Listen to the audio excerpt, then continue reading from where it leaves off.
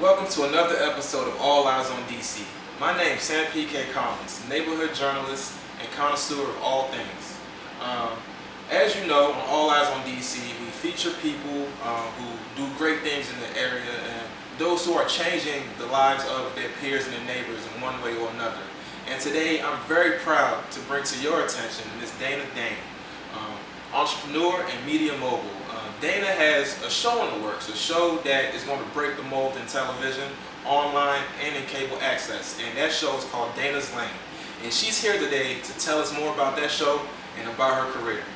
Welcome, Dayne, to All Eyes on DC. Hi, how are you? Thanks for having me. Very well. Thanks very well. So please tell us a little bit about Dayne's Lane. What can we expect from it? You can expect excitement. You can expect great knowledge. And I think it's just going to be overall a fun show, full of energy.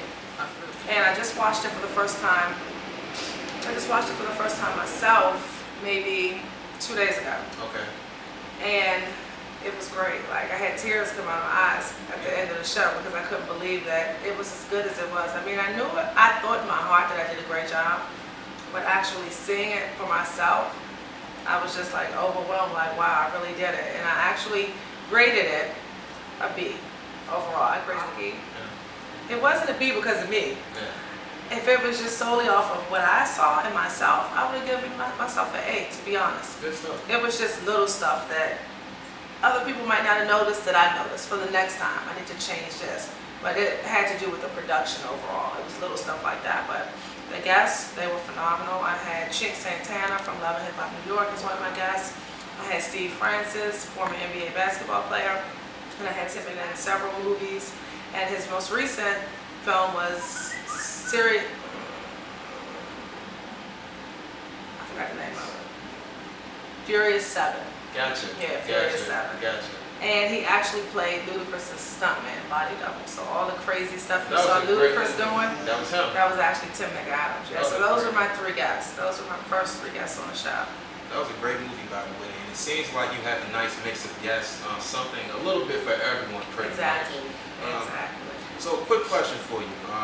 How long did it take to get this idea into fruition? And let me just stop you right there and ask you, what prompted you to make a show of your own? Actually, the producer, like, we didn't know each other before the show. Yeah. He heard about me, I heard about him, we connected on Facebook. He said he wanted to host. I said, well, let me do it. And I planned on just being a host, but once I got to the studio, I'm looking around, I'm like, oh no, this needs to be changed. I don't like the set. I want to do this, I want to do that. I'm like, wait a minute. I need to be the producer and the host because I have my vision, and my vision is not going to be his vision. So I did everything. I did the set, I found the guests. I mean, I did everything, and it was so natural. Like, I didn't go to school for this. I didn't go to school for anything that I'm doing right now. It's just, when I want to do something, I just do my research and I just throw myself into it and I learn as I go. You seem like a pretty take-charge person, and yeah, I am. Tell me, how does one become like that? I understand you were born and raised in DC. Yes. Tell us a little bit about your family background, about your life coming up in DC. I was raised with my mom and dad. My dad's been deceased now for 5 years. So I was raised in a home with my mother and father, no stepfather, no stepmom. Me and my brothers, I'm the only girl. My dad was very tough on me. He was tough on me. And it's probably hard for some people to understand. He spoiled me, but he was still tough. He spoiled me to the fact that I don't want you to have to go to a man for anything. I'm going to give you what you want, but at the same time, you're going to work. Like, when kids were out running around, all the kids couldn't wait for spring break and summer break and Christmas time, because guess what? They were out playing. Dayne wasn't out playing. Christmas holidays, I was working for my mother's company. Summertime, I was working for my mother's company. 14 years old, you could get a worker's permit back in the day when I was growing up. At 14 years old, I had one. So every summer, all of my life, every holiday, I was working. So my dad, and he was strict on me. He was very strict. And I used to think, damn, why is he so tough on me? But we were still close. But now, as I matured and turned into a grown woman, I understand. And I'm glad. Because I know I am the way I am because of him. I'm very curious to know what kind of jobs would a 14-year-old do for her mother's company? shred paper, alphabetized stuff, just little stuff like that. Get the mail, deliver the mail to the offices that they belong to, stuff like that. My brothers were the same way. We worked. And nothing wrong with work at all. You know, you have to work if you want to get what you want out here, right? So, Dana, please tell me, what lessons from your father have you taken into your work right now? If you want something bad enough, you do what you have to do to get it. Like, I really have no sympathy. And some people might say, oh, she has no compassion when it comes to certain things, but I do. I just look at it like, if I can be a woman and I can make things happen that I want to happen, you won't have an ear to cry on when I hear you talk, when I hear other people talking about what they want to do, what they need to do, because if you want to do it, you're going to do it. You're going to do it. Nothing's going to stop you from doing it. And my dad taught me that, and another lesson, and I'm glad, because that's why I have my hands in so much, because I was taught that at a young age. But a lot of people, they make up excuses for not. It's not in my vocabulary. If I want to do it, I want to do it, and I do it. It's just that simple with me. It might sound crazy, but it's how it is. To some people, it might sound crazy, you know. And speaking of crazy, one thing that people these days, not so much these days, but years ago that they thought was crazy was just entrepreneurship in general. Going out into your own, doing for yourself, not living check to check. You know, tell me, describe the life of an entrepreneur for me. I'm not an entrepreneur quite myself. I'm trying to make that transition, but you know, what is it required to become an entrepreneur? Dedication and being able to live not knowing if you are going to get paid, and believing in yourself that you can work hard enough to one day get to that point where you know that you're going to have a steady paycheck every week, every month. So the beginning is the hard part. It's hard. People might see you once you make it and think, oh man, she's living a life. They don't have a clue what it takes. Like, you have to be determined. You have to. You can't let anything or anybody get in your way. And when did you start?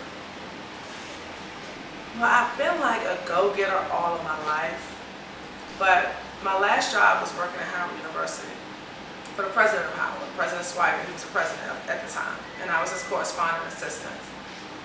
I was selling jewelry at that time. I had a company called Ultimate Jewels. Wow. So I would get off of work and go meet my clients at government buildings, and I would leave out of there and say,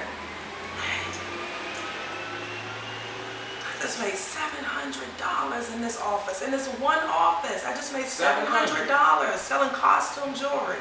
$700. Then I would think of the headache I had to go back to tomorrow, going to work for somebody else. And it was weighing on me heavy. Should I leave? Should I stay? And a lot of people in my ear, that's a good job. And I don't have a degree. I didn't go to college. But I was working in the office of the president. Everybody else in that office had a master's degree at that time. I still got the job. So I kept saying to myself, damn, should I leave? Should I stay? But I ended up staying.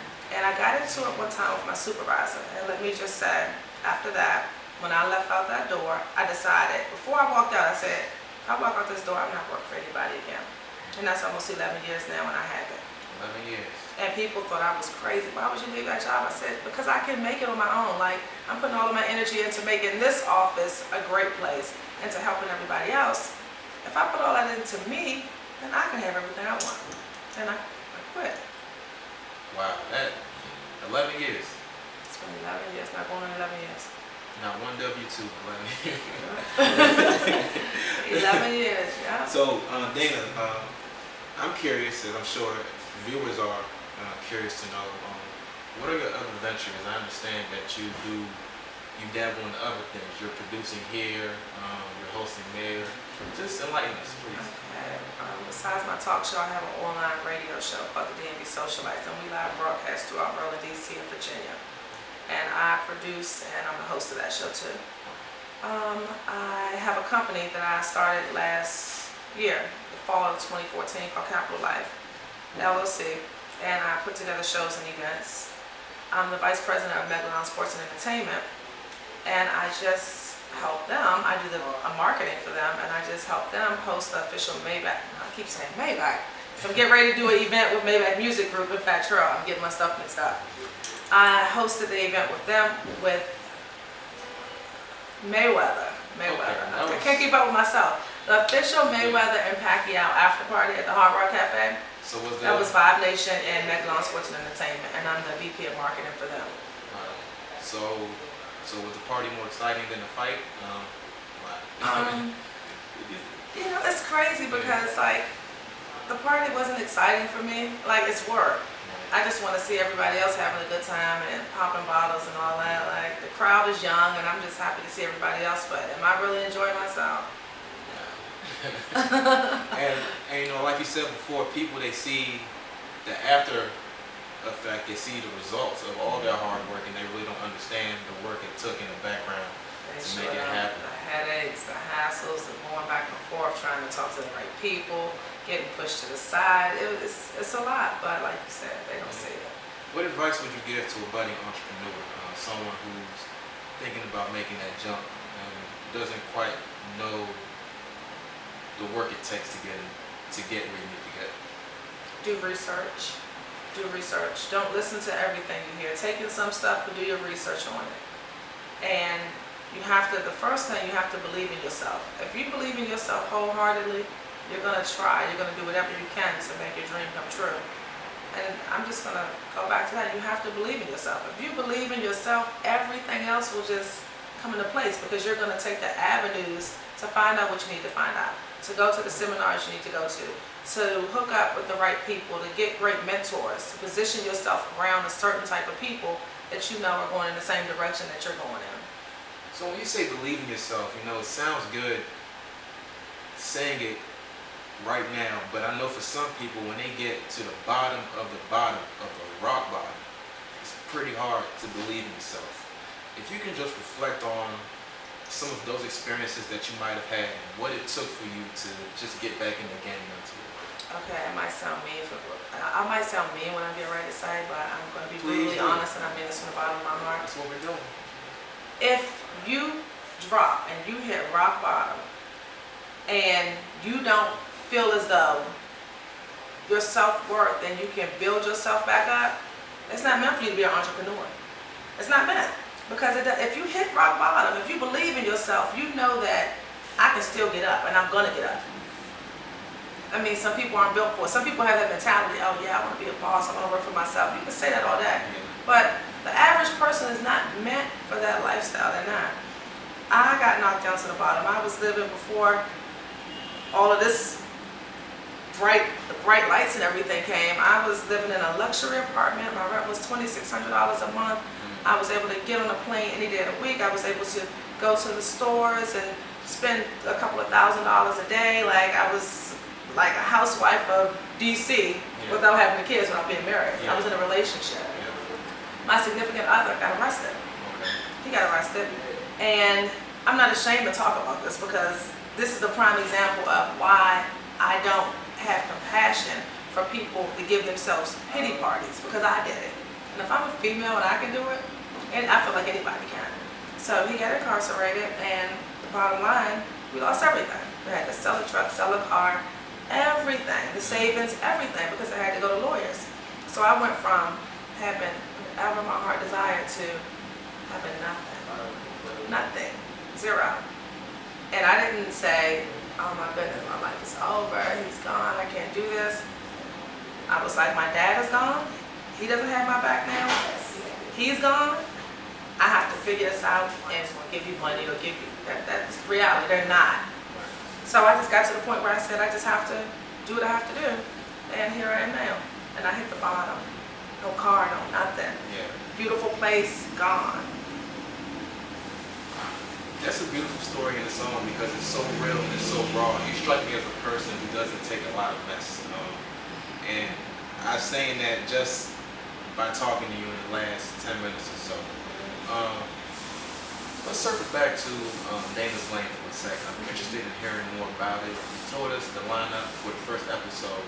If you can just tell us, what do you have in mind for the other episodes? Well, my next episode, I want to keep it like more DC, Maryland, and Virginia. And my second episode is going to be about the ups and downs of being an entrepreneur. Yeah, that's going to be my second episode. So it's like a preview to the second episode. episode. Exactly. So I touched on topics that I wanted to have. Like, I want my viewers to see that it's not easy. Like, I'm bringing successful people on, but I know their story, and it hasn't been easy. So I just want people to hear different ideas, different visions, different stories from different people who all can say that they're moving in the right path now, but it wasn't easy. Any idea who you plan to have on, or is that something you're keeping in the wraps?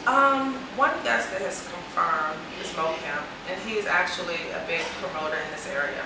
Okay. And if I'm not mistaken, Mo told me he left his job to pursue doing his marketing and promotion full time. And the other person who confirmed was Khadijah Bronson. And Khadijah, she's in real estate. She owns apartment buildings. She owns a kiddie spa called Spoiled Rotten. Little girls go get their nails and hair done for birthday parties and stuff like that. And she has a story.